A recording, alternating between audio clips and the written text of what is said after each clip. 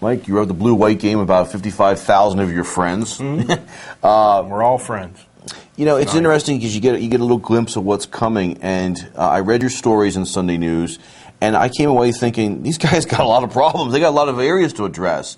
We'll start with the quarterback.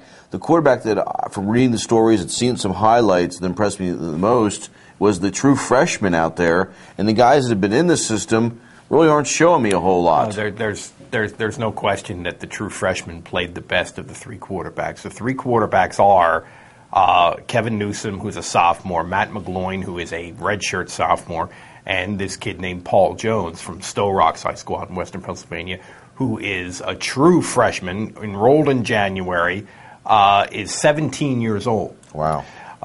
He made a couple of really good throws, and one was kind of fitted it to the corner of the end zone for a touchdown. He had two touchdowns. The only two touchdown passes in the game were from him to another freshman, to the same freshman receiver, and they were both exactly 18 yards. It was a goofy thing, but he looked by far the best. And he's an athletic kid who moves around well. I mean, I think he'll be able to handle the running aspects of the quarterback position, but Joe doesn't want to play him. Joe doesn't want to play a 17-year-old kid. I mean, yeah, I'm sure he'll be 18 by the time the season starts, but Joe doesn't want to play a kid like that at quarterback. And this is going to be an ongoing issue throughout the season. And Joe didn't even back away from that in his press conference. He talked a lot about how, we haven't figured out what we want to do with the quarterback, and that's going to resonate through the rest of the team in terms of, how good's the offensive line going to be. Well, that may figure into who's the quarterback.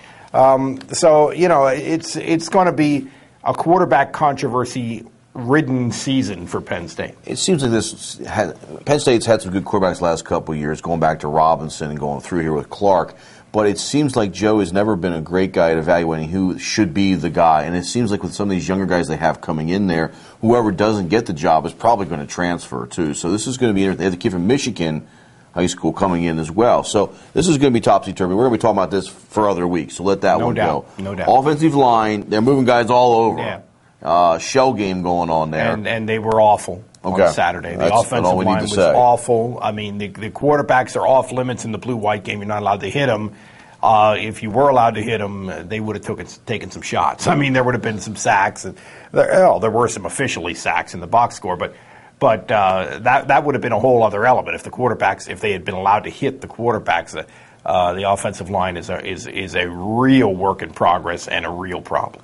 All right, now Jeff Rubenthal took this photo and put it on my desk today. It's Dakota Royer, wearing number 32. Brett Carter's number last year. He's no longer on the team. There you go. Brett Carter's gone. How did Royer play, and who else stood out? Royer didn't play a whole lot, at least that I noticed. Because to be honest with you, the blue-white game, I'm not monitoring every single play, and I'm trying to write like crazy. But he did play, and he played at outside linebacker. It looked like strong side most of the time that he did play. I didn't see him get involved in a whole lot of plays just because the ball didn't come his way. I mean, not anything that he was doing wrong, but they have so many linebackers. They just have a glut of good athletes at linebacker, and I think it's going to be difficult for him to play at that position this year. There's been talk of moving him to strong safety. I don't know if he did not play strong safety, I don't believe, at all in the blue-white game.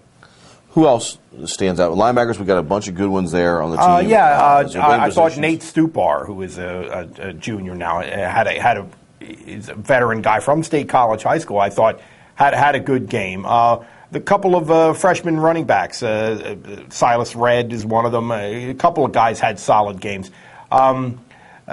But what stood out to me is how far the defense is ahead of the offense. I mean, it reminded me, and this sends chills down the spine of any Penn State fan. Reminded me a little bit of the 04 season. I was going to ask you where they had the 6-4 game against Iowa, where they were just horrendous offensively and not even organized, because they didn't look organized offensively on Saturday, and the defense kept them in games.